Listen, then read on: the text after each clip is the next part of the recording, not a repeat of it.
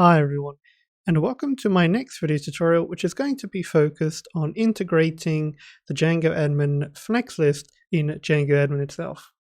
Now, this particular library, FlexList, helps to solve a variety of problems. So some of the key things of what it can enable is it can hide and show columns. It can also go on ahead and allow you to drag and drop and reorder various columns or fields. It also has a lot of additional features built in, and a really good thing is when you make these changes, it is also going to be saved so that you can go on ahead and log in again and you can just continue where you left off. Now, I believe there are additional features here as well included, but I just want to show you the core fundamentals and how you can go on ahead and get started. So first of all, just make sure that you have a Django project that you want to apply this to. So I have one here all set up and ready to go, very fresh, very basic. And what I want to do next is I want to go on ahead and install the Django admin FlexList library. So let me copy the following. Then I want to go to my virtual environment and say pip install Django admin FlexList. Let's go ahead and install that. There we go. Now the next thing we want to do is we want to go on ahead and scroll down and we want to install the app Django admin FlexList. I'm going to go ahead and copy the following and let's go to our Django project settings.py file. Okay, let's remove this comment and we want to go to our list of installed apps and you just want to go ahead and add in the following like so. Right, now the next thing that we want to do is we want to include the URL. So the URL that's going to be part of this particular library. So we can go to our main urls.py file. Let's just remove that comment.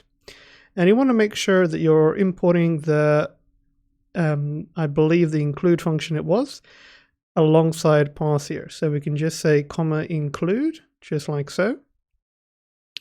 And then all you want to do here is add in some space and you want to scroll down and include the URL right here. So we can do this here in the meantime.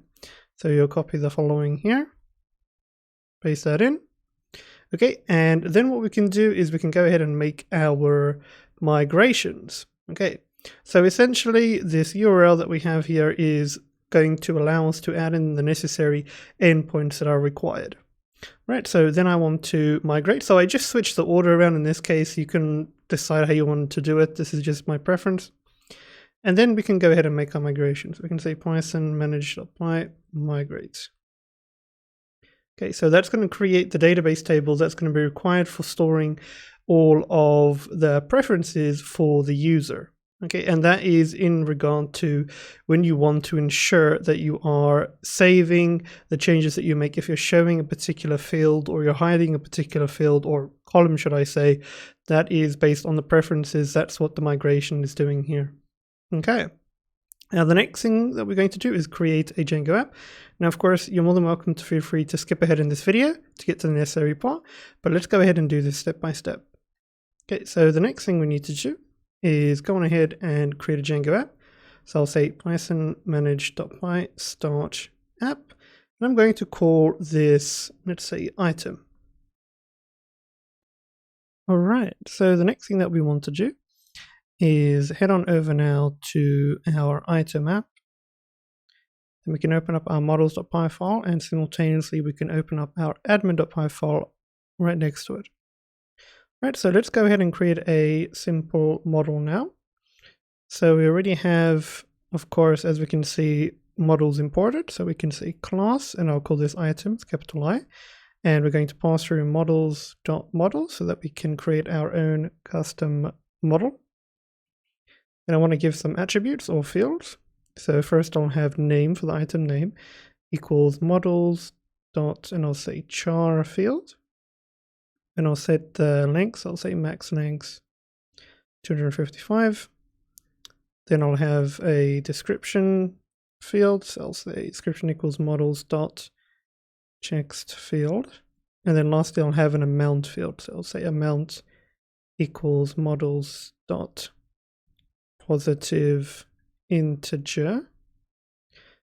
field, and I believe it was small integer. So let's say small, positive small integer field, just like that. So it doesn't need to be exactly like mine. Of course, you can decide on your own model and its own attribute / fields. Right, so we have that set. Now we need to make sure that we register our app so that we can actually make the migrations. So we can navigate to our main project settings.py file, and you just want to make sure that you have your particular app. So it was called item in my case, and I'm just registering it so that it will be able to pick it up. So here I have the name set. Right. So back to where we were. So now I can say Python manage.py make migrations. Okay, so it's gone ahead and created the backbone structure of the model item, which is right here. Then we can push it to our database, so we can say then Python manage.py migrate. There we go. Perfect. Okay, so let's go to the admin.py file now, remove that comment. And now we want to go on ahead and add in the extension in place to extend the admin configuration. And let's go ahead and do that. So we already have import admin at the top. Next, we want to import this model here that we have called item into our admin.py file so that it can be usable. So it's in the same directory, so we can simply just say from.models import, and according to the model name is item. There we go. Next thing that we want to do is we want to import the FlexList admin. So if we go to the documentation, you can see here we can go on ahead and integrate it.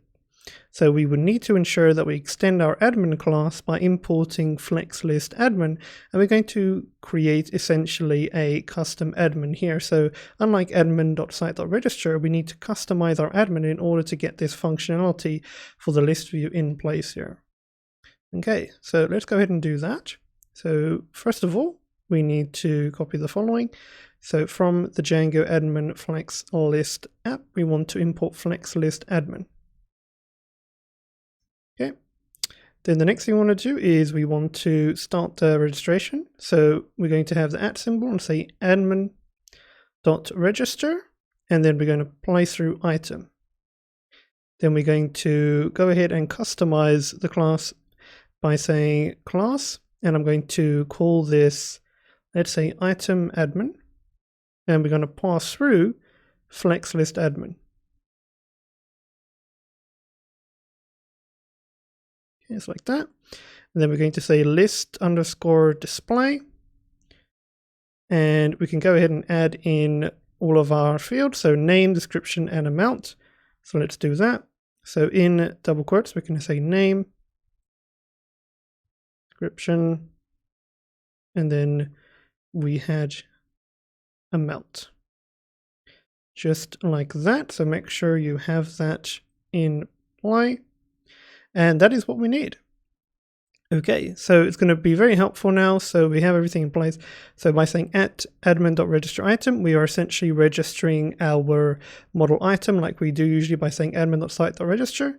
But we need to create a custom class here, as you can see, that is going to customize our item model by inheriting the attributes and, of course, all of the structure behind this FlexList admin to allow this item model to be able to be dragged and dropped, sorted, and modified.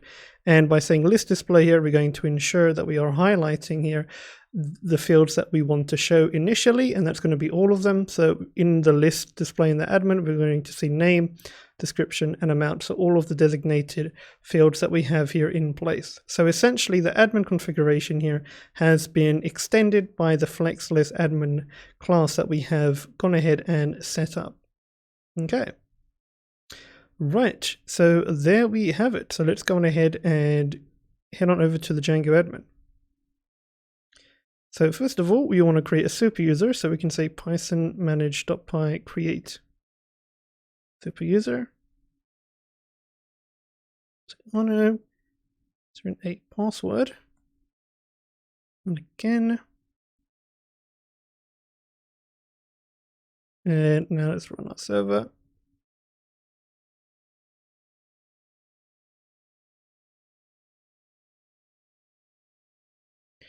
and then put /admin.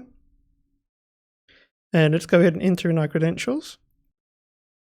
All right, so what we can do now is log in. Okay, now you'll see here we have this item app and our item model. So just for clarity here, we created an app called item, which designates top one here, and items is the model that we created here called class item. So now we can click on that. And here you can see we already have an option to say edit layout. Now we would need to ensure that we have everything in place, and I'd recommend you just create an object first before you test it out. But here already you can see that it's already figured out what fields that we have for this particular model. So under the list display here that we set name, description, and amount. So it's already smart enough to figure that out, and we can also test everything so far. But what I want us to do first is add in some items. So go on ahead and enter in the items for an object. All right, so as you can see, I've added in items, orange juice, a beverage, and the amount is 5. So I'll just go ahead and say save. So that item object was created, so I can see the information right here. Now let's say I wanted to edit that layout. So I can say edit layout, and I can drag and drop the order here. So let's say I wanted to move description down here. I can do that and say save. And as you can see there, it saved that preference for me, and the descriptions at the end, I can see the amount more closely here. Let's say I just cared about amount. So I can say edit layout, put amount there, put amount here, there we go, save, and I can now see amount, okay, 5, and the orange juice is of course going to be set. But do keep in mind now that to actually view everything in detail, you'll need to click the amount here, so it would be more suitable to at least keep the name as of course the first point of contact, and then of course to change the fields afterwards. What we can also do is hide something. So let's say we don't care about the description, we just want to see the name and the amount. That's it. We don't need to see a fancy description because the name is quite descriptive enough, you could say. So I can say hide and say save, and we can see that preference is now saved. So another thing I can show you here is even if I were to log out, and even if I were to restart my server,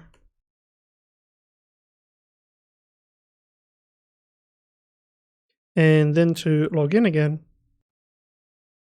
Okay, let's log in again. Go to the item model.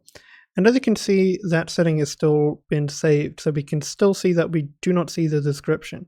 So if I go to edit layout again, we can see it's still well hidden. And if I want to show it again, I can just click on show. And it's of course going to reappear. Just make sure you say save, and all of these preferences will be saved into that particular database table that we used when we made the migrations based on the library itself. Right, so that is it. Another thing I just want to reiterate on is just make sure that when you're setting everything up that you customize each model that you want to apply this flex list towards. So what I mean by that is the general admin config has to be extended by the FlexList admin class that we're utilizing. You can't just say admin.register item. You need to ensure that you create a custom class here for each of your models, and then just ensure that you inherit the FlexList admin class to said model that you want to register towards within that custom class that you're creating.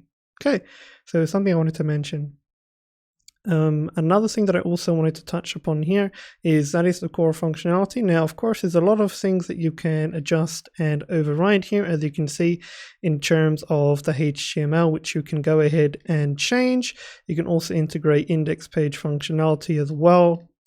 And there are additional themes that you can just adjust here with the styling and basically all of the coloring, the CSS, etc. And of course, there are some bits of information provided on limitations if you just want to look into the further details. All right, so I'd encourage you, if you like this particular library, to look further if you want to just add in some extra things just to make things look a bit cleaner and such. All right, guys, so that is it for this video tutorial. As always, thank you for the support, and I'll see you next time. Goodbye.